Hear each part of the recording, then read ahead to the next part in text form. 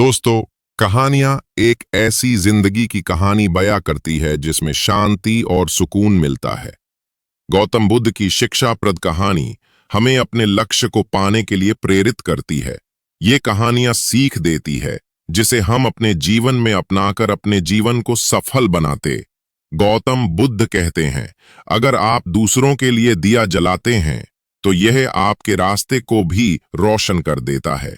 दोस्तों, चलिए समझते हैं एक छोटी सी गौतम बुद्ध की कहानी से। ये बात उन दिनों की है जब गौतम बुद्ध आत्मज्ञान का ज्ञान खोज में तपस्या कर रहे थे और उनके मन में विभिन्न प्रकार के प्रश्न उमड़ रहे थे। उन्हें प्रश्नों का उत्तर चाहिए था, लेकिन अनेक प्रयासों के बाद भी उन्हें सफलता नहीं मिली। वे आत्मज्ञान की प्राप्ति के लिए कठोर तपस्या करने लगे, अनेक कष्ट सहन किए और कई स्थानों की यात्राएं की, परंतु जो समाधान उनको चाहिए था वह उनको मिला नहीं।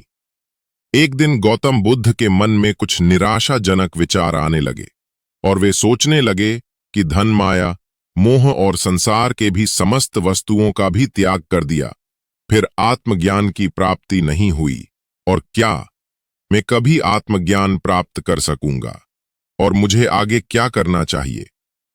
इसी प्रकार के अनेक प्रश्न गौतम बुद्ध मन में निर्माण हो रहे थे। गौतम बुद्ध को तपस्या में सफलता की कोई किरण नहीं दिखाई दे रही थी और उन्होंने अपने प्रयासों में कोई कमी नहीं छोड़ी थी। वे उदास मन से इन्हीं प्रश्नों पर विचार कर रहे थे। तभी इसी दौरान उन्हें प्यास लगी और वे अपने आसन से उठकर जल पीने के लिए सरोवर के पास गए। वहां उन्होंने एक अद्भुत दृश्य देखा। वहां एक गिलहरी अपने मुंह में कुछ फल लिए सरोवर के पास आई और फल उसके मुंह से छूटकर सरोवर में गिर गया। गिलहरी ने देखा कि फल पानी की गहराई में जा रहा है।